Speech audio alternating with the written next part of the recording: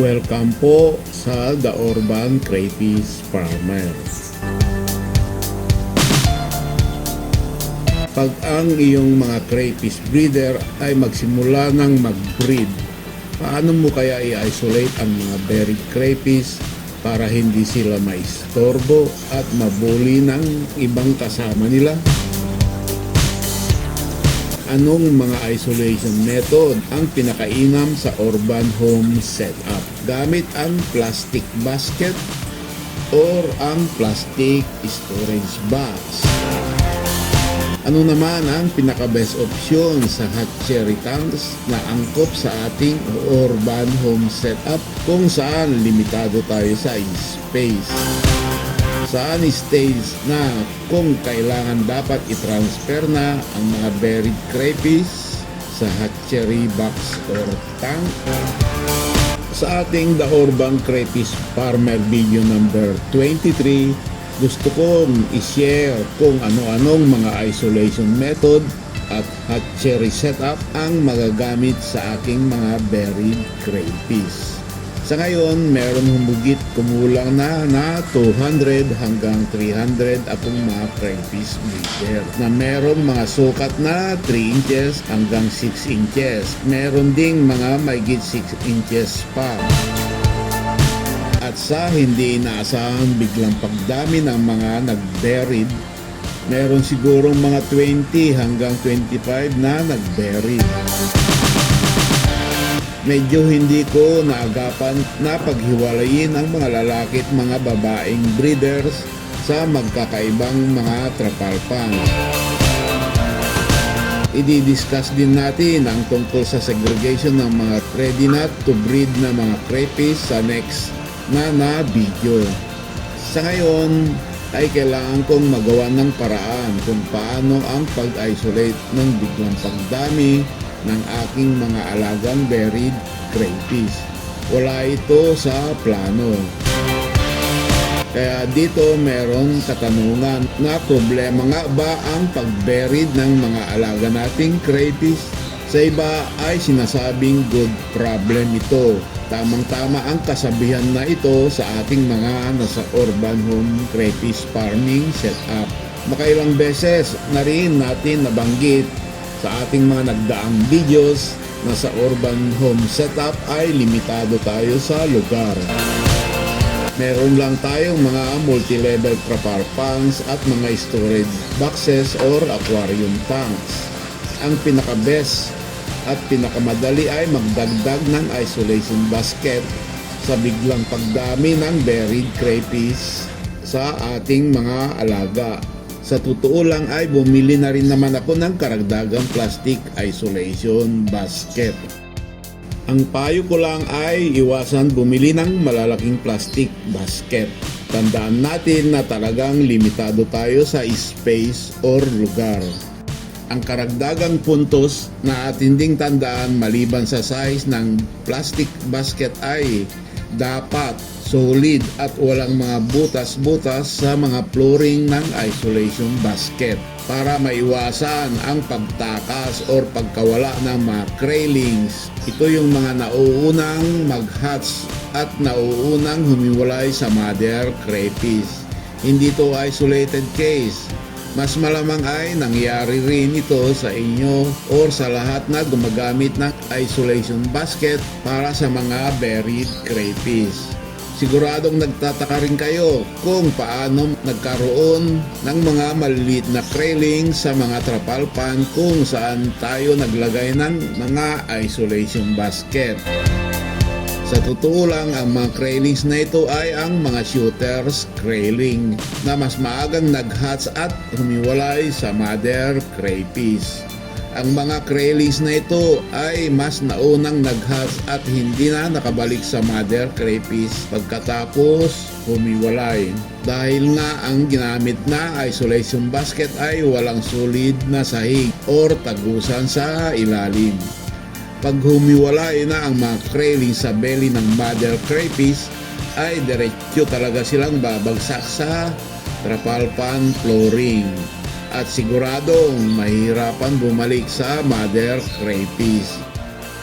Ang masama pa nito, ang mga maagang nag-hatch at humiwalay na mga craylings, ito yung mga shooters. Pag hindi sila makabalik sa mother crayfish para sa protection, ay mas malamang mas mababa ang tsansa nilang mag-survive. Kaya ito ang naging dahilan na mas pinili ko ang aking mga plastic isolation basket ay meron solid na flooring para nga maiwasan na makawala or makalabas ang mga craylings sa isolation basket. Okay, ang karagdagang plastic isolation basket ay ang una nating naging solusyon sa biglang pagdami ng buried crayfish sa ating alaga. Pero sa totoo lang ay hindi ito ang pinaka-best na solusyon. Ang pinaka-ideal ay dapat meron tayong hatchery pan. Pero hindi ito obra sa ating home setup. Wala talaga tayong malaking lugar para sana sa extra at karagdagang mga pans. Ngayon naman, para sagutin na natin ang ating naunang tanong na kung saan stage kung kailan dapat i-transfer na ang mga buried crayfish sa hatchery box or tank. Ang sagot dito ay dapat ilipat na ang isolated buried crayfish sa hatchery tank bago pa ang mga craylings ay mag-umpisang kumiwalay sa mother crayfish. Karaniwan itong nangyayari sa huling linggo ng eggs to craylings development. Sa panahon na ito, ang mga paa at mata ng mga nakadikit pang crayling sa mother crayfish ay makikita na. Okay, balik tayo sa isolation basket, isolation box. Pag masyado nang dumami ang mga isolation boxes, ay mahirap na itong ma-manage. Kailangan na talaga ng maraming oras at trabaho para sa pag-check bawat crayfish para makita kung kailan pwedeng ilipat sa hatchery tank. Kaya ang best option para sa ating nasa urban home setup ay ilagay na ang ating mga buried crayfish sa isolation box or tank. Siyempre, medyo may kamahalan ang mga plastic storage boxes. Ang iba naman ay gumagamit o nire-recycle na lang ang mga malalaking plastic bottles ng tubig. Para tama at maayos, kinakailangan pa rin naman malagyan ng water irrigation at filtration. Medyo mahal din naman dito. Okay, pag sa umpisa pa lang sa isolation tank na talaga inilagay ang mga buried crayfish kumpara sa isolation basket, hindi na natin kinakailangan pang parating silipin ang mga buried crayfish. Hindi na tayong mag-alala na baka maagang mag-hatch ang mga craylings at makawala sa main trapal pan. Hindi na natin kailangan pang ilipat ang mga buried crayfish sa hatchery tank pag ang kanilang eggs ay ready to hatch na. Ang isolation tank ay magiging hatchery tank na rin at ang kagandahan ay magsisilbing nursery tank na rin sa mga unang linggo habang ang mga craylings ay maliliit pa bago sila ilipat sa mas malaking nursery tank or grow out pan. Gaya ng nakikita ninyo sa video, nag-umpisa muna kong subukan itong mga 11.5 kg na maliliit na plastic rice storage boxes. Sa umpisa, sinubukan ko muna ng 8 11.5 kg na plastic rice storage boxes. Ito rin kasi ang maximum kong pwedeng ilagay sa available na space. Nakita ko naman na ang mga 11.5 kg plastic storage boxes ay talagang angkop na angkop sa aking sitwasyon. Ang back designs ay talagang bagay sa paggagamitan. Ibig kong sabihin, pwede talagang maging isolation box or tank sa ating mga buried crayfish at magsisilbi na ring hatchery tank. Ang sukat naman ay tamang-tama lang. Ang floor area ay nasa 1 square foot lang. Ibig sabihin ay nasa tamang rekomendasyon na sukat para sa tirahan ng isang adult crayfish.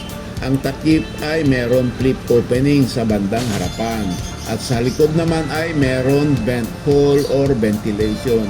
Dito ko rin inilagay ang water irrigation hose.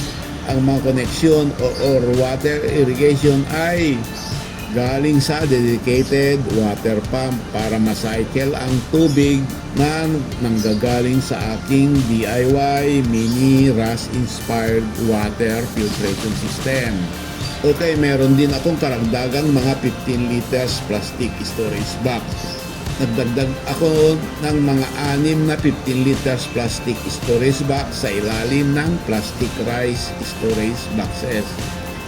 Kaya lang ang mga 15 liters plastic storage box ay medyo mababaw or hindi masyadong malalim. Kunti lang ang natirang space pag ang water depth ay nasa 4 inches. Nasa halos pinakataas na ng edge ng 15 liters boxes ang level ng tubig. Mas maganda sana at mas mataas pa ang mga boxes. Pero okay na ito. Ang mga boxes naman na ito ay dati kong lagayan ng mga ibang gamit. Medyo masyadong mahal kasi ang mga plastic box. Basta obra naman ay okay na rin. Sa bandang huli, ang aking mga isolation boxes para sa aking mga alagang berry crayfish ay maganda naman ang kinalabasan. Pero ang pinaka-importante sa lahat ay nasolve ko na ang kailangan karagdagang isolation tank sa hindi inaasahang pagdami ng aking mga berry crayfish. Salamat!